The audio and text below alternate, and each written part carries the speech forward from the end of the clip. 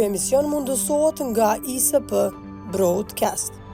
Mbrëma kudo që na ndiqni, zgjedhjet më anë me 7 qershor nga diela, mëngjes në orën 7 hapen kutitë e votimit dhe mbyllen natyrisht në ora 19 të darkës. Në mbrëmje këto ditë gjitha partitë politike, garuesit e lista për deputet janë aktiv në nivel vendi duke kërkuar derë me derë, vend me vend, se cilën vot në mënyrë që ajo vot mos rije heshtur, e fjetur, edhe si rezultat i një molisje që po kalon kolektivisht Kosova në 18 muajt e fundit, si rezultati një rrethi ciklik të krizave sistematike politike. Sonte kanë ftuar njërin prej këtyre garuesve politik është një figurë e rëndësishme e rrethonave të kryengritjes që pati Kosova me UÇK-n. Sot në listë të PDK-s është general Jakub Nura. Faleminderit, zoti Nura. Faleminderit për ftesën edhe për mundësinë. Cila pesha këtyne zgjedhjeve me pak fjalë nëse mundesh me ma thonë, e zgjedhjeve të jashtëzakonshme të 7 qershorit? Po ne tash një vit 5-6 muaj jemi kalojmë një cikël të zgjedhje. Mendoj që gjitha zgjedhjet kanë rëndësinë e veçantë, po për dallim këto zgjedhjet e tanishme mendoj që janë për kanë rëndësia, janë të veçanta dhe janë të mendoj që çdo qytetar do ta konsideroj që është plebishit i popullit për kthejsat që duhet t'i merr Kosova në këto momente që mendoj janë momentet më vendimtare pas luftës në Kosovë. Plebishit e quajtë këtë proces zgjedhor dhe të rëndësishme që po ka në Kosova në momentet vendimtare në Kosovë. Pse e quani plebishit, zoti Nura? Edhe ashtë të rëndësishme sa po ka në momentet vendimtare në Kosovë. Po, tu i pa rrethonat politike në cilat jemi hy tash 6 vite, tu e pa stagnimin e Kosovës në gjitha sferat si politike, ekonomike,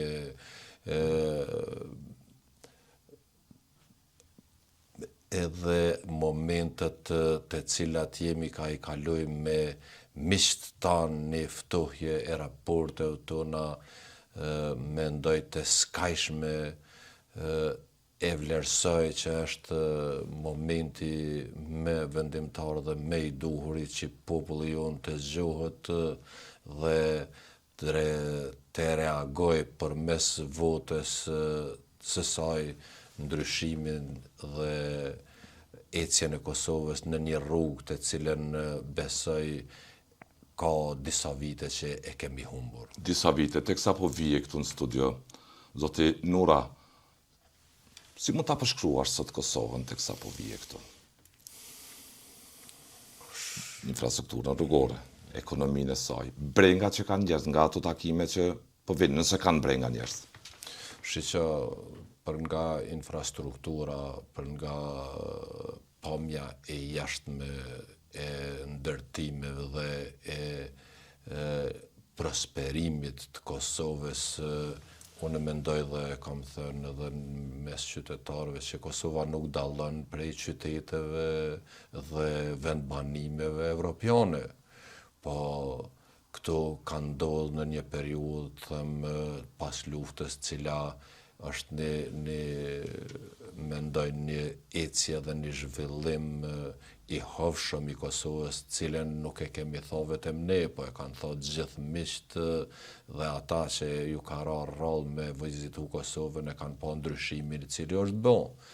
Tani po e kthyet edhe nga ana tjetër gjendjen ekonomike cilën na ka kapluar vitet e fundit, po them të drejtën nuk është as pak e mirë, duke u nis krahasoj, duke u nis nga vetja ime dhe ata që një familje dhe shokët gjithë gjendja ekonomike tek ne është duke u randuar vitet e fundit.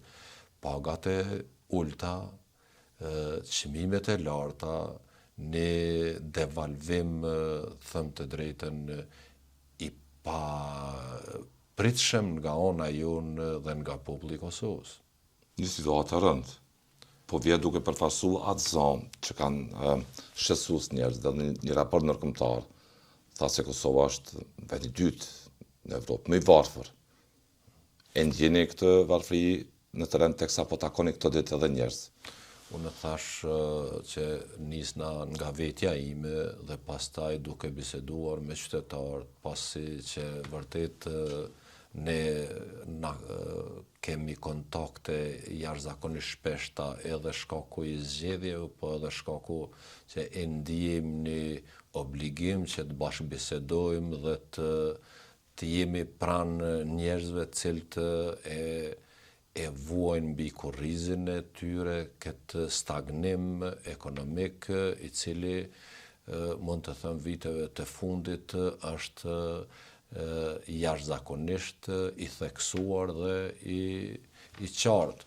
Tash vetëm nëse se e merrni edhe ju nga ana juaj shportën ditore ose mujore që ka përballu një familje, tani është 2 fishi ose 3 fishi saj, nuk mund e mbulon të njëjtën cilën e kemi pas si konsum familjar. Zoti Kurti, kundërshtari juaj politik, në një deklaratë këtë ditë, në një televizion tjetër, në KTV, kur u pyet nga gazetari, tha, Kosovën nisa ta qeverisë, ose Kosova ishte me një podrum me gjysmë metri ujë. Ju referuat atij zhvillimi të hovshëm infrastrukturor që kishte Kosova në qeverinë tuaj, në qeverinë e pas pavarësisë, sidomos në një zhvillim të hovshëm duke i dhënë pamje fotografi tjetër kësaj infrastrukture. Në gjitha drejtimet ta Kurti, unë e mora Kosovën me një gjysmë metre, podrum me një gjysmë metre ujë. Si e cilësoni këtë deklaratë kryeministrit Kurti, i cili 6 vite po qeverisë Kosovën? Unë them të drejtën kisha pas dëshirë me e ditë kuptimin edhe se ajo është një kuptim i qartë, po ai podrum me ujë ku është gjindur ai podrum të cilin ju ka referu kryeministri në detyrë. Unë e mendoj që Kosovën Partia Demokratike dhe spektri opozitar tjerë cilët kanë udhëhequr me Kosovën, ata mendoj që e kanë marrë Kosovën në knet, në pelg, në zjarë, të djegur, të shkrumuar dhe të gjakosur, të cilës ende i ka ardhur era gjak, e kanë marrë Kosovën dhe e kanë pru deri në këtë pozitë të cilën mendoj që edhe shtetet përreth ne kanë pas lakmi në zhvillimin e saj, e cila është dëshmi të cilën e prekun për çdo ditë qytetarët e saj.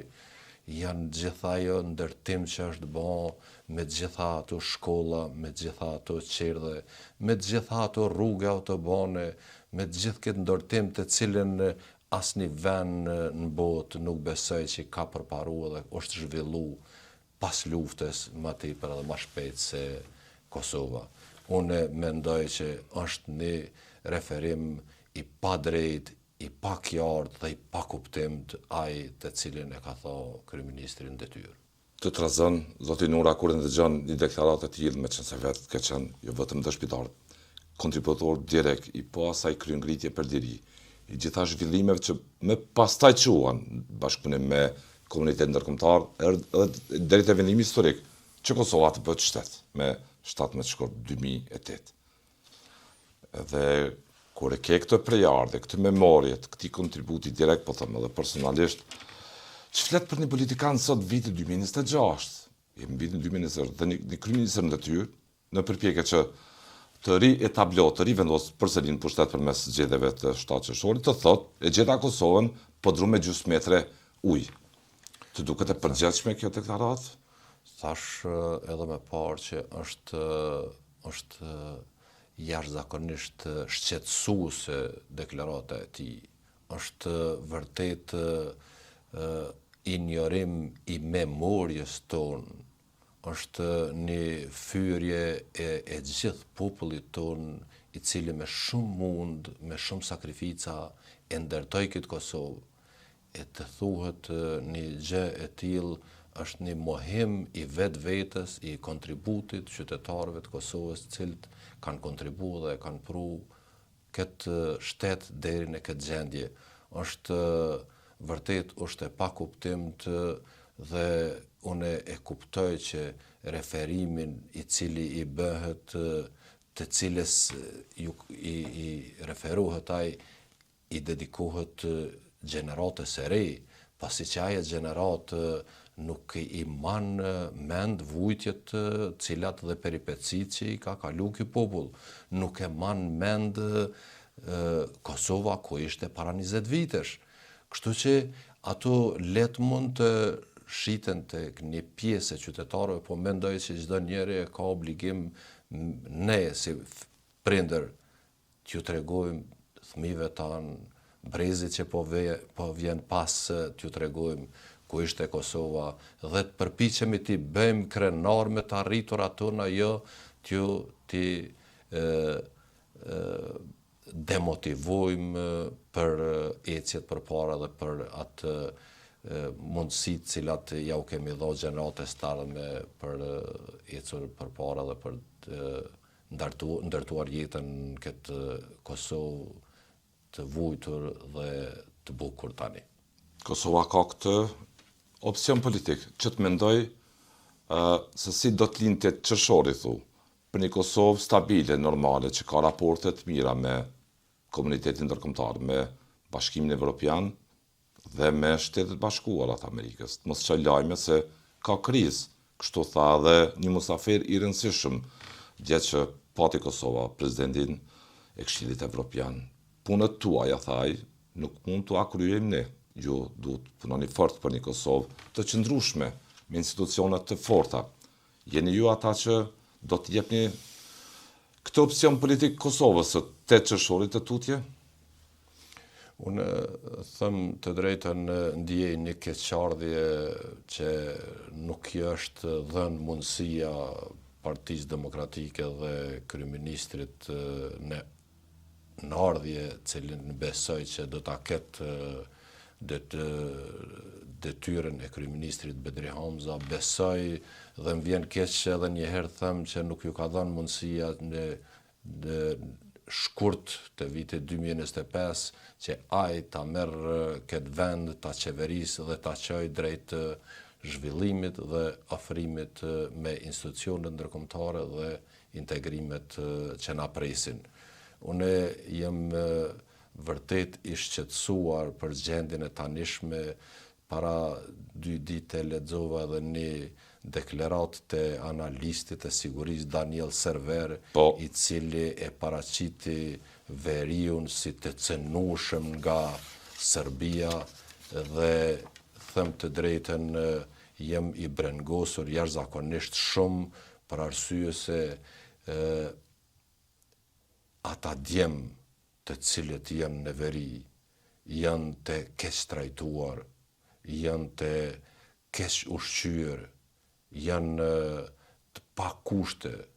Për policinë e Kosovës po flet, po. Është vërtet e papranueshme që ata djem atje të cilët varet siguria e Kosovës të jenë në atë gjendje të papërkrahur, të pambështetur, me rrobat të shkyra dhe me rrobat të vjetra, ju ka heq meditjet, ju kanë heq benefitet të cilat e mbajnë si teren atë pjesë dhe gjitha ato mbështetje që ju takojnë dhe ato vështërsi që cilat ballafaqohen, ata mos të kundërshpërblehen. Ajo vërtet me qënd mendoj mos është e qëllimshme që të dekorajohen ata djem në atë pjesë, ata djem të vyeshem, ata djem trima, cilët janë me ditën e të atje. Unë pej këtu i bëj thirrje edhe ministrit të mbrendshëm në detyrë edhe kryeministrit që ta ruajnë atë pjesë derisa besoj që do të qeveriset nga Partia Demokratike mas 8 qershorit. Ju referuat i deklaratët që ka dhënë profesori amerikan dhe eksperti Ballkanit Daniel Server. Më lejo ta citoj zoti Nura në funksion të kësaj bisede të rëndësishme që ka të bëjë me sigurinë, me konsolidimin tonë pikpamje sigurisë.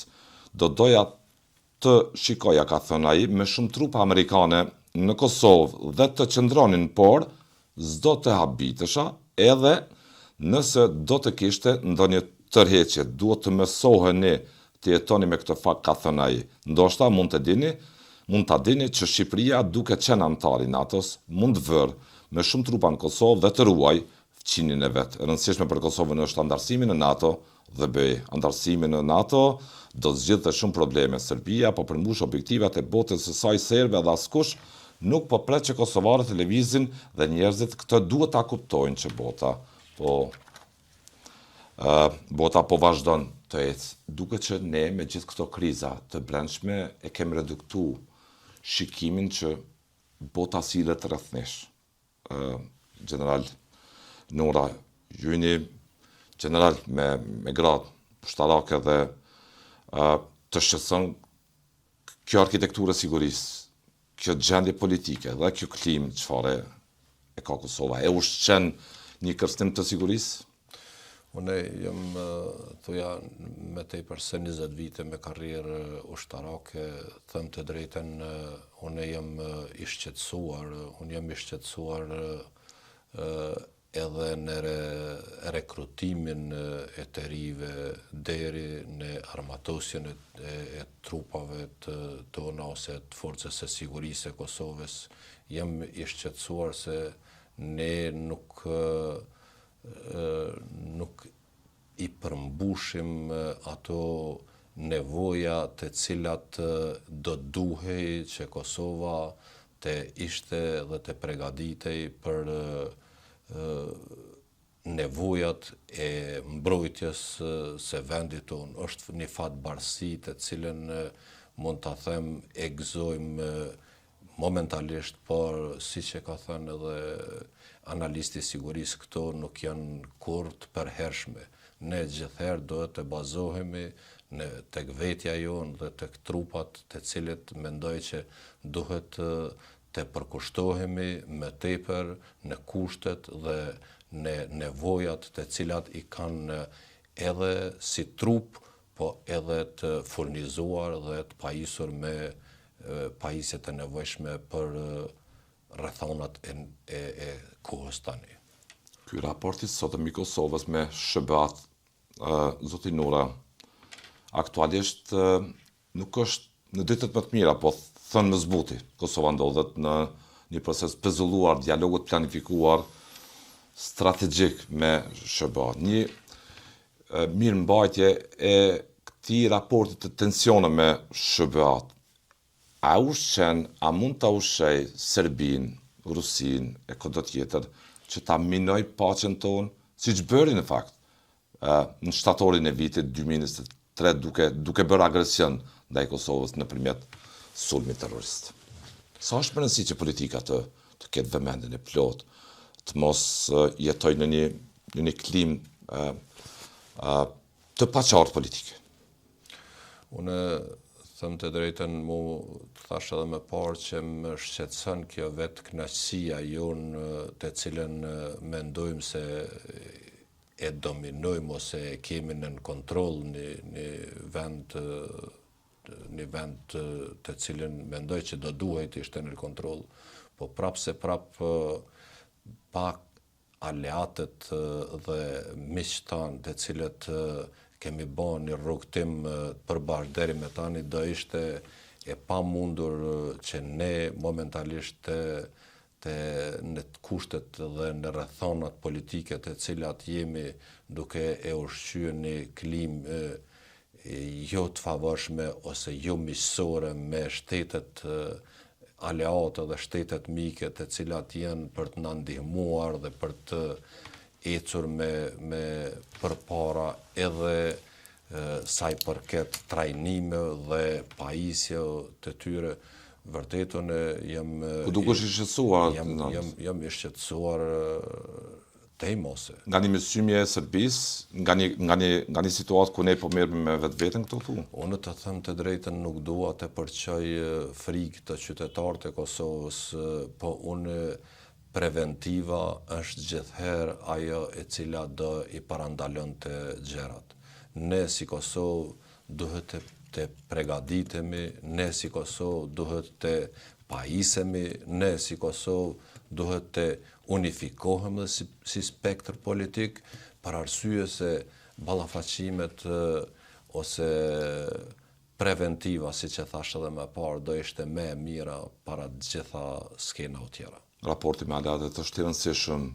Me këtë raport të mirë të kultivuar dhe zhvilluar Kosova lëvizin në etapat më të rëndësishme të zhvillimit nga lirijete. Jeni dëshmitar, kontributor direkt i asaj lufte çlirimtare të rëndësishme, bashkëtar i komandant legjendar Adem Jashari. Çfarë mund të thuash të rive sot që mund të kenë hamendje që është Amerika në ndikimin e këtij fjalori politik se ne jemi të pavarur, jemi të fortë. Çfarë mund të thuash atyre si ke përjetuar luftën në tokë të UÇK-s kundër mizorisë, kundër makinerisë së Miloševićit, kundër asaj makinerie që shkaktoi gjenocid në këtë vend, teksa ke parë një SBA prezencën e tyre nga ajri duke ndihmuar popullin e Kosovës.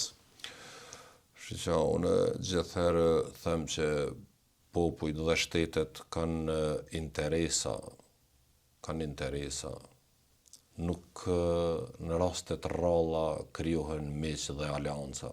Ne fatbarësisht amerikanët i kemi shumë larg me vijë fitare, por amerikanët kanë treguar në vazhdimsi një interesim për popullin e shqiptar dhe ajo është treguar në disa raste të veçanta kur populli shqiptar ka qenë në mos them në shurje, në krizat jashtëzakonshme deri afër shurjes e kanë ngrit zërin dhe kanë treguar interesimin dhe përkrahjen e tyre. Në fund vetëm u pa dhe gjatë luftës të 99-s, të cilën amerikanët janë ata të cilët e detyruan edhe botën që të na përkrah dhe të na mbështes. Unë uroj që të dim të ruajmë atë miqësi dhe në asnjë formë të rrezikojmë ose të ftohim ato raporte me fqinjet, ne ashtu edhe me shtetet aleate dhe me shtetet e bashkuara të Amerikës. Ata duhet të jenë miq tanë permanent, miq tanë të cilët nuk duhet të vejmë në dyshim asnjëherë lidhjen e fortë dhe besimin e popullit të Kosovës në shtetet amerikane. Gjendja sotme të lëkuar nga vendi? Gjendja sotme nuk është as pak e mirë. Unë po besoj që ne si popull do të reflektojmë tani dhe të ofrohemi edhe politikisht, edhe në çdo formë të ofrohemi miqësisë dhe afërsisë me aleatin kryesor i cili është në këtë rast Amerika. Partia kundërshtarit tuaj politik, Lëvizja Vetëvendosje dhe lideri i saj, eksponent ndryshëm politik, thonë se marrën tyre në pushtet veriu i shtiruar, duke vendosur atë rënd dhe legjë si që insistojnë ata. Ushtirua veriu si përgjigjen këtyre deklaratave? Shqiqa, veriu është një vend i cili gjendet në Kosovë dhe unë edhe termat si veri e jug nuk pajtohem me to. Ajo pjesë është pjesë e Kosovës, në atë pjesë kanë qenë policia e Kosovës, në atë pjesë kanë funksionu doganat e Kosovës, në atë pjesë ka qenë flamuri i Kosovës. Çlirimi i Kosovës ka marrë fund një herë e përgjithmonë në vitin 1999. Kosova nuk mund të çlirohet dy herë, nuk mund të vi një çlirim i dytë ose terma të tillë besoj që janë vetëm për konsum të politikut. Zonja fitore pasolli ishte në Mitrovic. Vendosi 2 tabela, njëra krahas tjetrës, me një vend të ish kryeministrit të Serbisë Zoran Xhinxhić dhe të heroit tonë kombëtar Isa Boletini. Ç'flet kjo për ju? Në këto rrethonat politike, them të drejtën, edhe mund të bëhen disa gjëra që janë ndoshta të pa imagjinueshme, por të bëhen disa veprime aq të pa logjikshme dhe aq të pa njerëzishme, them të drejtën, nuk i sheh të çdo politikan, por politika e tanishme që udhëheq shfrytëzon çdo gjë për interesat të rrinë në pushtet. Mund të mendoni që kjo i ndihmon vetëvendosjen të rinë pushtet, duke bërë heroin tonë kombëtar Isa Boletini me një politikan sot që nuk është në jetë e që kishte punuar në atë sistem kundër shqiptarëve. A mund të quhet një qeveri e tillë që proklamon se ajo përfason heroizmin dhe ju përfason anën tjetër? Them të drejtën, për heroizma tash ka kaluar koha e heroizma. Unë mendoj që tani Kosova ka nevojë për diçka tjetër, ka nevojë për njerëz të cilët e duan Kosovën, për njerëz të cilët punojnë shumë për Kosovën dhe për interesat e saj, për njerëz të cilët mendojnë për naljen e migrimit të rinisë tonë aq të nevojshme për Kosovën tani, saqë mendoj çdo ikje duhet na brej dhe të na dhem neve, pasi që ata djem tamam po bëhen për të hyrë Kosovës në tregun e punës dhe mundësinë për t'ia dhënë krahin zhvillimit të këtij vendi. Ata po na ikun, po gjejnë vend dikun tjetër dhe Kosova po varfrohet dita ditës nga moshat e reja. Nidisi socioekonomik është alarmante, e thonë dhe raportet ndërkombëtare. Mbi 200.000 kosovar braktisën vendin në këto vite, në 4-5 vitet e fundit. E shihni këtë si rrezikun më të madh një Kosovë nesërme, po them. Unë edhe ka natyra, unë jem optimist dhe gjithherë kam besu dhe besoj në Kosovën, besoj në popullin e Kosovës, besoj që ne dim t'i kalojmë këto kriza të cilat nuk janë të rralla, të cilat na kanë kapluar. Ne nuk e kemë migrimin e parë, ne kemi pas migrimin edhe në kohën e Turqisë edhe të Serbisë, pastaj edhe në vitet e 90-ta, por ja kemi dalë, por ky migrimi sotëm, them të drejtën, ky më shqetëson jashtëzakonisht shumë. Më shqetëson shumë se edhe nataliteti i popullit Kosovës ka rënë në minimum. Tani edhe ikja e të rive nga këtu, unë brengosem dhe brengosemi gjithë ne të cilët bëm përpjekje shumë të mëdha që kjo Kosovë të lullzoj dhe të ecë përpara dhe t'ja lëm në amanet brezave të rinë. Ne po e shohim që Kosova po braktiset nga djemt tonë, është vërtet shqetësuese, e dhimbshme dhe shpirt lënguese nga ona jonë si prindër. Të them kjo kur ti pa general këto, dhe kur ta mendojsh që çfarë kanë qenë përpjekjet e popullit shqiptar për qëndruar këtu në rrethonat më vështira në kushte lirie në vitin 2026, sot po flasim për një migrim masovik. Këtë vend e kanë dashur së gjyshit tanë, e kanë dashur gjyshit, baballarët, e duam edhe ne të cilët e qitëm veten ose trupat tanë në mbrojtje të këtij vendi, të cilën e trashëguam thash nga gjyshit, e ne sot jemi të brengosur, a do e lëm brezit tashëm Kosovën kuj do i mbetet, pasi që rinia me largimin kaq masiv që ka filluar, them të drejtën është edhe ne them që është shqetësuese jashtëzakonisht. Me shqetësim po përcillet dhe një temë tjetër në debatin publik në Kosovë në pritje të mbajtjes së zgjedhjeve që ka të bëjë me ligjin për shtetësinë. Zoti Nura, ky kryeminist në detyrë pranoi një kompromis që u quajt si i tillë me Bashkimin Evropian për të legjitimuar e legalizuar strukturat ilegale serbisë që ato të lëshojnë dokumentacion gjene civile për serb. Nga ana tjetër kjo po shihet si rrezik për kolonizimin e Kosovës, për ta ndryshuar strukturën demografike dhe për shkaktuar shqetësime tjera. Përbën shqetësim kjo për ju, çfarë po ndodh me ligjin për shtetësinë, zoti Nura? Që është vërtet është një diçka që mua me bën kurioz dhe në veten time shtron pyetje shumë.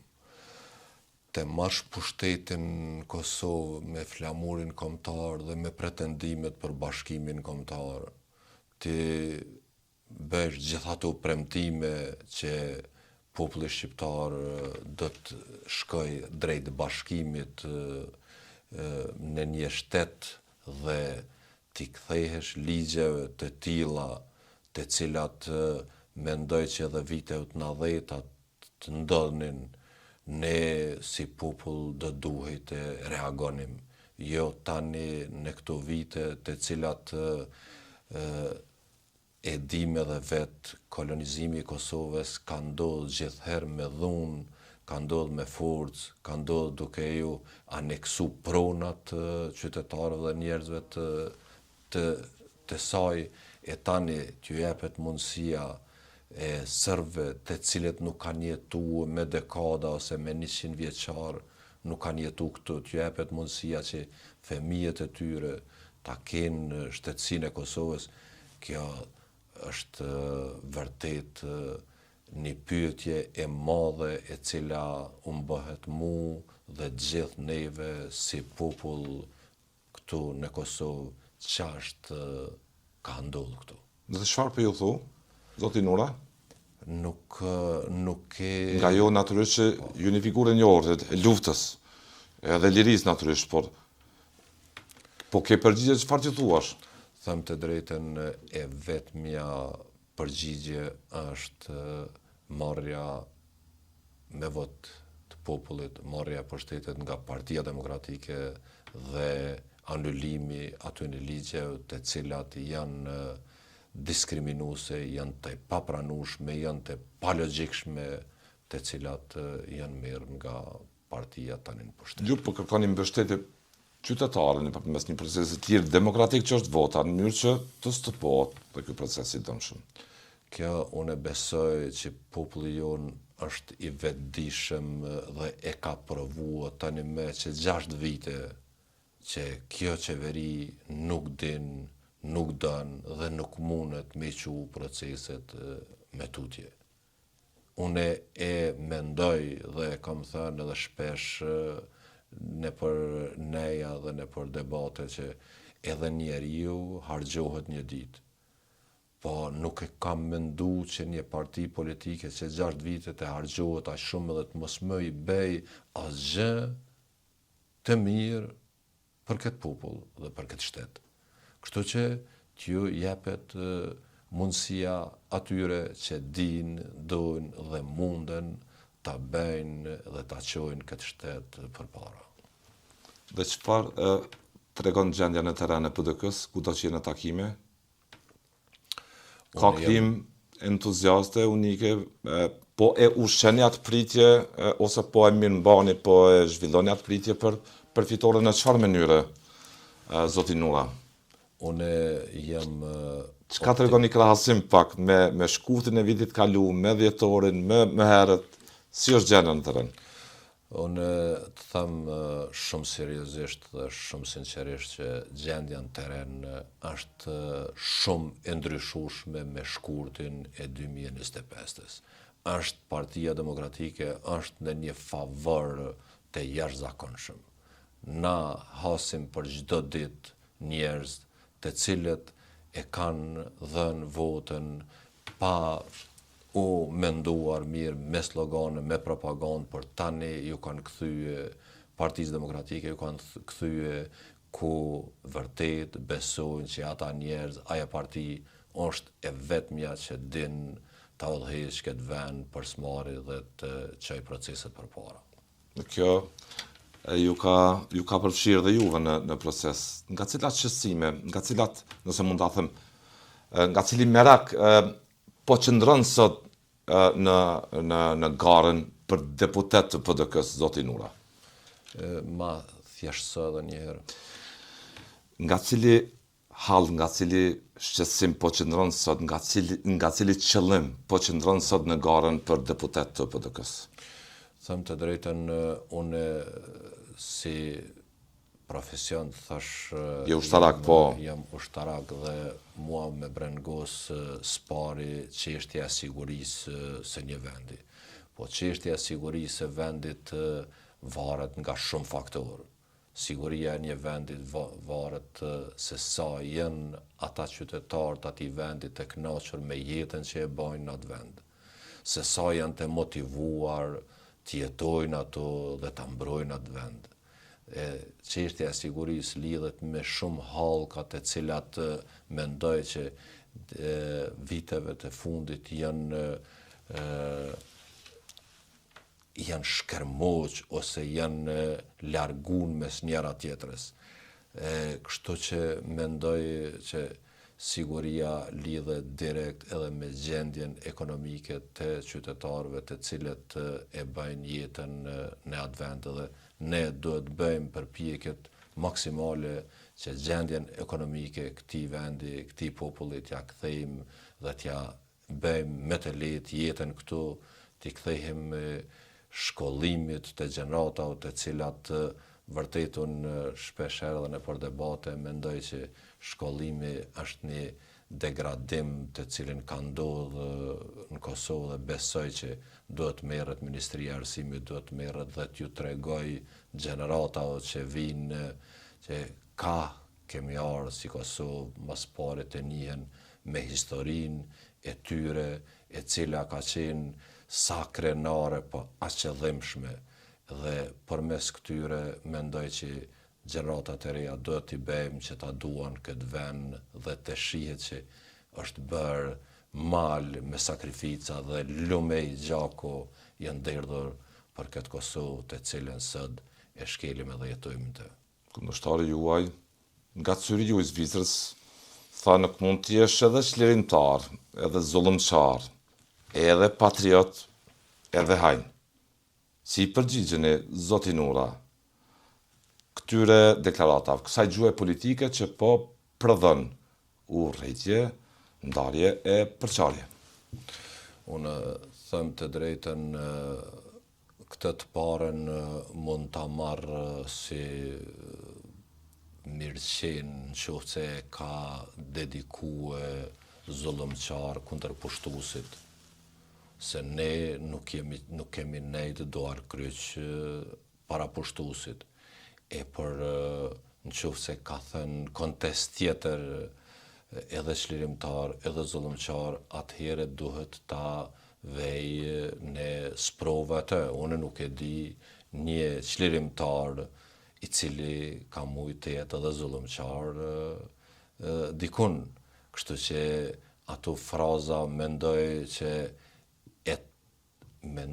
edhe ai i cili i thot këto duhet të jenë të turpshme dhe duhet ta kursej gjuhën, se është një krenari e këtij populli, e vetmja krenari e popullit shqiptar ndonjëherë prej Skënderbeut, mund të them, është krenaria e luftës të ushtrisë çlirimtare dhe atyre çlirimtarëve të cilët bën në një diçka të cilës vetëm në ëndra i kanë pa shumica e njerëzve. Kanë rru një epokë të cilës, them të drejtën, nuk i ka besua asnjë shtet tjetër përpos ne që e kemi pas bindjen dhe zemrën e çlirimtarit. Apo i bën zullum kurthi i Kosovës?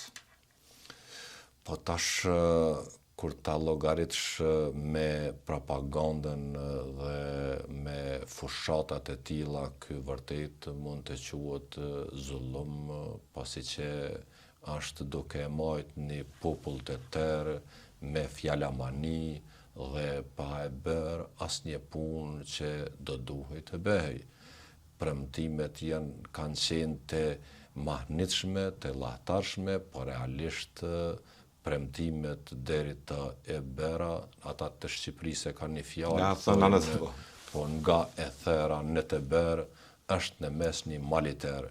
E ky atë malin e tërë, ky nuk e ka llogarit, ky premtimet i ka llogarit që do bëhen let, pa ato dojnë përkushtim, dojnë punë, dojnë dashuri ndaj atë dheut për të arritur ato premtime dhe ato që i ka njeriu në mendje.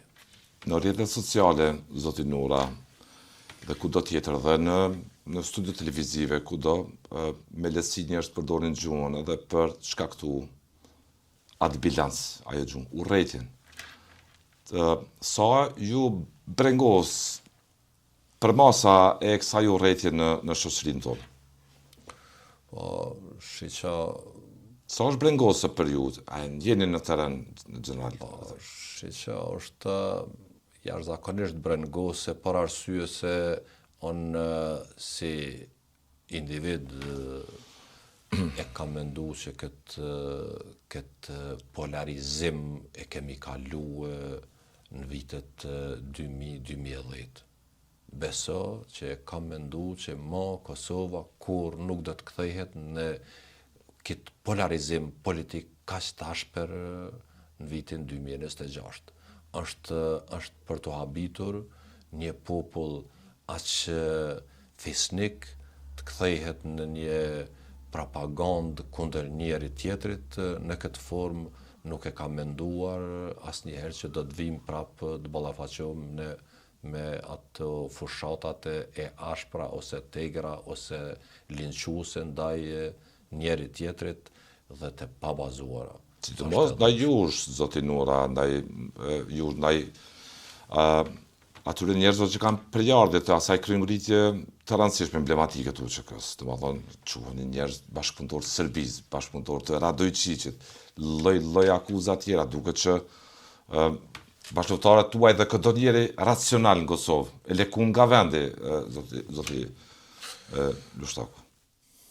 Është thash edhe më parë që është vërtet e dhimbshme t'ju drejtohesh njerëzve të cilët me shumë mund, sakrifica, gjak, peripeci, prunën këtë vend deri tek çlirimi dhe deri tek vitet e sotme dhe ditët e sotme, të quhen në atë formë kjo gjuhë, po të them drejtën. Nuk e kishe menduar pas vitit 2010 që do ndodhë kjo?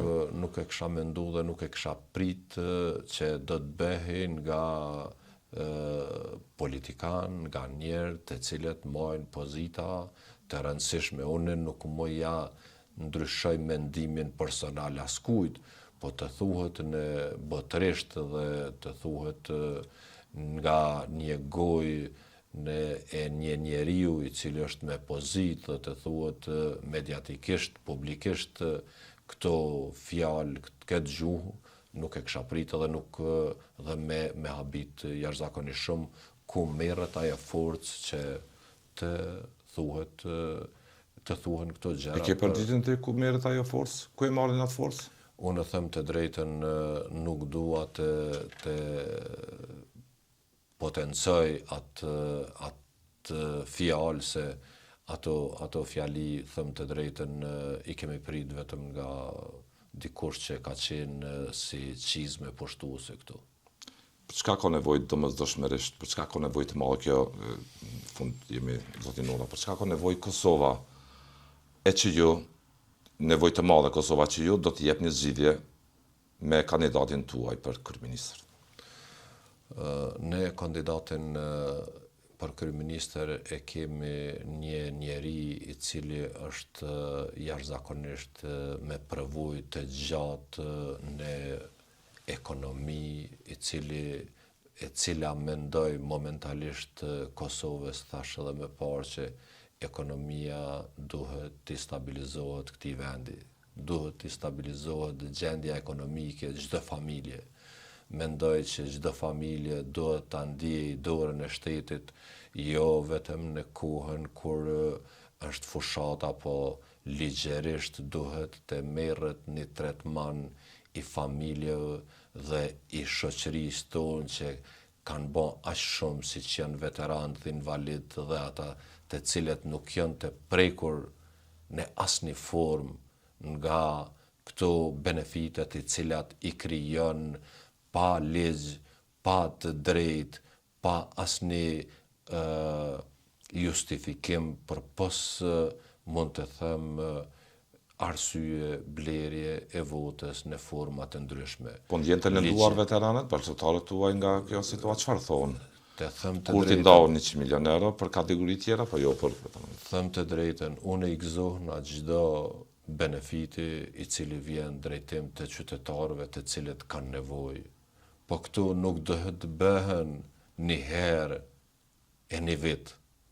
Po këtu duhet të hyjnë në ligj dhe të jepen benefitet dhe të jepet mundësia që të bëjnë qytetarët e Kosovës të bëjnë një jetë të dinjitetshme. Dhe ju po zotoni që me ju në qeveri, unë them këtu para jush që nëse nuk trajtohen gjitha kategoritë e shoqërisë tonë që të kenë nevojë për mbështetjen, për dorën e shtetit, nëse nuk e shtrin shteti dorën në çdo familje, atëherë unë nuk do të kërkoj votë dhe nuk do të rri në ulsen e Parlamentit Kosovës. Unë jam një njeri i cili atë që kam menduar dhe që kam thënë, i kam nejtë mbrapa çdo herë fjalës sime. Nuk e përkrahi asnjë njeri i cili nuk bashkëjeton me popullin e vet. E ai besoj që do të jetë Bedri Hamza dhe Partia Demokratike, të cilët do e prekin çdo derë, çdo njeri, çdo familje që ka nevojë dhe këtë popull vetëm Partia Demokratike din ta nxjerrë nga kjo situatë e cila është momentalisht vërtet shqetësuese dhe dhëmshme. Zoti Nura, të falenderoj për kohën. Juve dhe gjithë kandidatëve tjerë ju uroj një proces të lirë e të ndershëm, nuk e di sa mund të them zgjedhor, sepse duket që nuk jeni të barabartë në këtë zgjedhje nga akuzat që i bëni Kurtit se po përdor pushtetin me gjipa dhe me gjithë kondicionet e parave në buxhet pa ligj për, siç keni thënë, të blerë votën ju dhe tjerat. Unë nuk hezitoj nga kjo studio t'ju kërkoj qytetarëve që të jenë të vetëdijshëm ku e hudhin votën e tyre. Çdo votë e tyre është e rëndësishme jo për Partinë Demokratike, po është e rëndësishme për shtetin e Kosovës dhe të ardhmen e tij. Besoj që vetëm Partia Demokratike mund të ecë dhe ta çojë këtë vend përpara, ku besoj që këtë radhë është mundësia e jashtëzakonshme dhe qytetarët janë duke reflektuar që të na jepet mundësia dhe ne të udhëheqim qeverinë e Kosovës mas 8 shkurtit. 8 qershorit. 8 qershorit, faleminderit. 8 shkurti ishte janë bërë shumë data, zoti Nura, janë bërë datë qershori, shkurti, 8 zgjedhje lokale, 10 qershori. Jem në një periudhë shkurt kohë në rreth ciklet të krizat. Të falenderoj edhe një herë, zoti Nura, për kohën. Faleminderit për mundësinë, edhe ju uroj që ju dhe stafi juaj të keni një punë dhe sukses edhe në të ardhmen. Faleminderit shumë. Faleminderit qofshi.